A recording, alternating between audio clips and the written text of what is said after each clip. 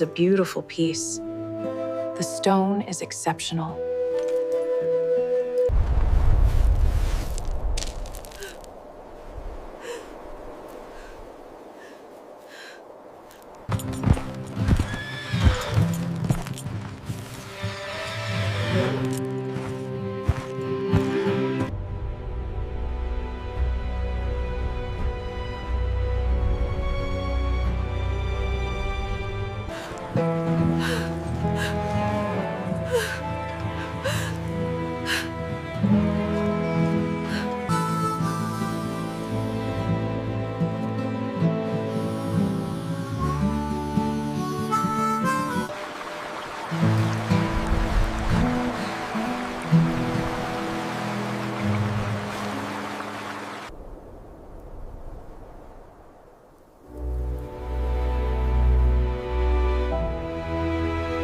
The sun was bleeding into the horizon when Jack Turner reined in his horse on the edge of Red Creek, dust clinging to his boots and silence clinging to his nature. He was the kind of cowboy people noticed without ever truly knowing, steady, reserved, and stubborn in a quiet way. Years on the plains had taught him to trust actions over words. He worked hard, spoke little, and kept his head guarded. Town life never interested him much, but that evening something felt different.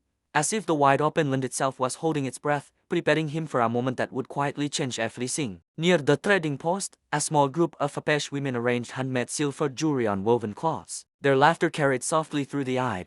Jake had passed them countless times, but one woman stood out in a way he couldn't explain. Her name was Elara. She moved with calm confidence, her posture proud yet gentle. Her long black braid rested against her shoulder, and her eyes reflected a depth shaped by both strength and kindness. She was not loud, not flashy, yet impossible to ignore one scene. Jake slowed his horse without realizing why. As Jake dismounted to water his horse, a sudden shift in voices caught his attention. The cheerful tone among the women faded into concern. Elara stood still, patting the pockets of her dress, her brow tightening with worry. "My ring is gone," she sighed quietly, but the weight of her words was heavy. The ring was not ordinary. It had belonged to her grandmother, passed through generations, carrying memories, stories, and family pride. Losing it felt like losing a part of her identity. The ground beneath her suddenly seemed too large to search. The women knelt, brushing dirt and gravel aside with growing urgency. A few townsfolk joined in, but the road had been trampled all day by horses and wagons. Hope thinned with every passing minute.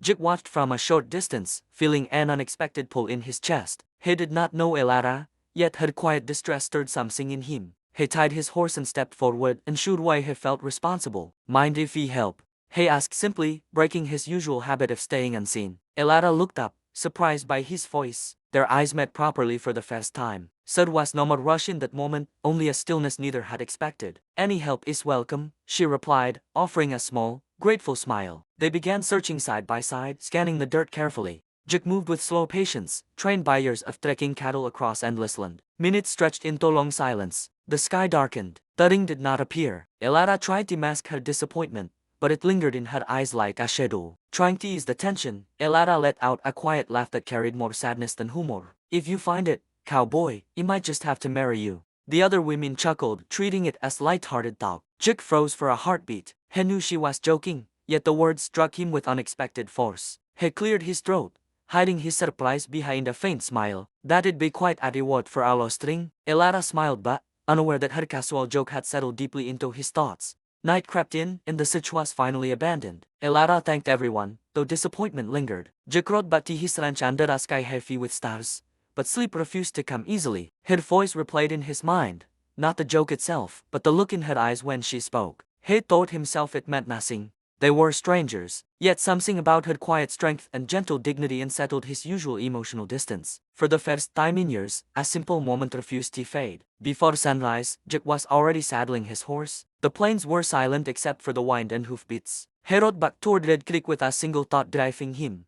The road lay untouched since the day before, making it the best chance to search again. He dismounted and began carefully scanning the dirt, moving slowly, methodically. The sun climbed higher, heat rising from the ground, sweat darkening his shirt. His hands sifted through dust and gravel again and again. Any sensible man would have quit. Jake did not. Hours passed, but Jake remained focused. His patience had always been his strength. He followed instinct more than logic, working his way back to where Elara had stood. Near the wooden steps of the trading post, he brushed aside a thin layer of dust. Something caught the light. He leaned closer, hardly daring to hope. Half buried in the dirt lay Asil flirting with a small blue stone. His heart steadied. For a moment, he simply stared, uncertain if fatigue was playing tricks on him. Jig picked up thudding carefully, as if it might vanish. There was no more doubt. This was it. A slow smile spread across his face, rare and genuine. He did not think about why finding it mattered so much. He only knew it did. Mounting his horse, he rode back into town at once, urgency replacing his usual calm.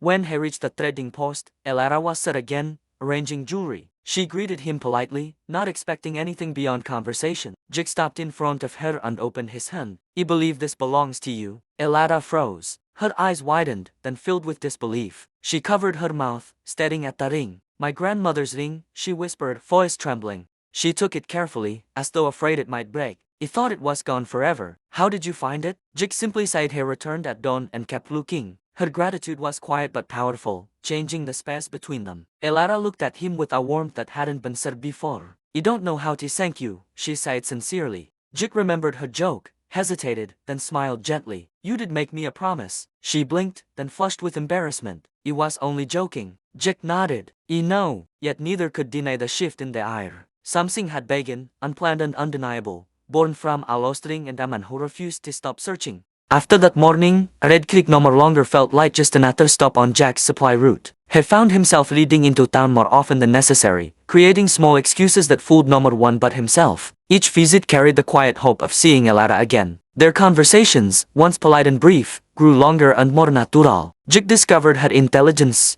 her calm humor, and the pride she carried for her people and their traditions. Elara, in turn, so past his silence and recognized a man of rare loyalty and depth. What surprised Jack most was how easy it felt to speak with her. He had never been a man of many words, yet around Elara, silence was no more longer a wall but a bridge. They shared stories of childhood, of family, of the different paths that shaped them.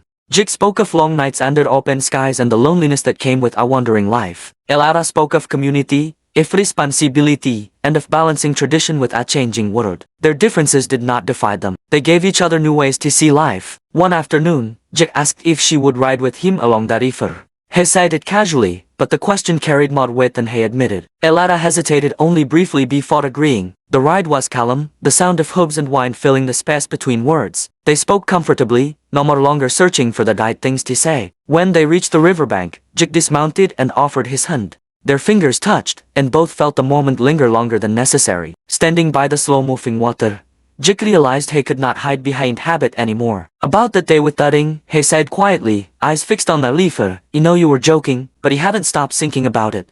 Elara looked at him carefully, surprised by his honesty. After a moment, she smiled softly. "Neither have he." The truth settled between them, gentle but powerful. It was not a sudden declaration, but the beginning of something real. From that day forward, their bond deepened naturally. They spent time together whenever they could, sometimes reading, sometimes simply walking and talking. Jit showed her the open plains he loved, and Elara shared the stories and traditions that shaped her world. Each learned to respect the other's roots. Trust grew steadily, built not on grand gestures but on consistency and care. What began with chance became choice. They were no more longer strangers connected by a lost ring, but partners discovering a shared future. Seasons changed, and their affection became impossible to ignore. Townsfolk noticed how Jack's quiet demeanor softened when Elara was near, how her reserved confidence warmed in his presence. They never rushed their relationship. Both understood the value of patience. Jack had spent his life working with animals and land, knowing that strong things grow slowly. Elara understood that meaningful bonds require time and respect. Their love matured quietly, steady as the land around them. Months later,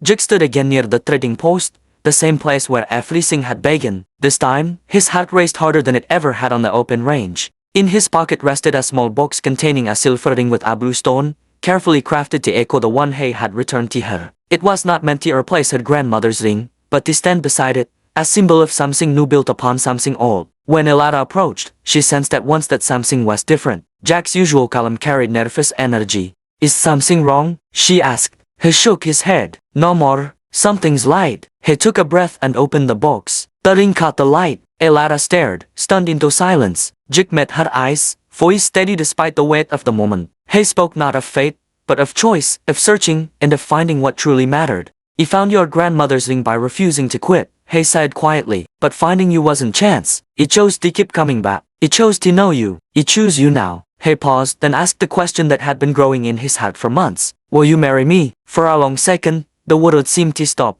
Elada's eyes filled with tears, not of surprise alone, but of understanding. She laughed softly, remembering her careless joke. So the world decided to take me seriously. Jake smiled, uncertain but hopeful. Elada took his hands in hers. It wasn't a joke anymore the day you came back at dawn. Her answer was simple and certain. Yes. The word carried trust, respect, and love earned through time. As Jake placed that ring on her finger, it felt less like a proposal and more like a promise fulfilled. Elada looked at the two rings on her hand, one from her past and one for her future. What she once believed was a small loss had led her to something greater than she could have imagined. A missing ring had brought a steady-hearted cowboy into her life, not through luck, but through persistence and care. They stood together, knowing their story had begun with searching and would continue the same way, choosing each other every day, building a future rooted in respect, patience, and love. Thanks for watching. If you enjoyed this story, please like and subscribe for more.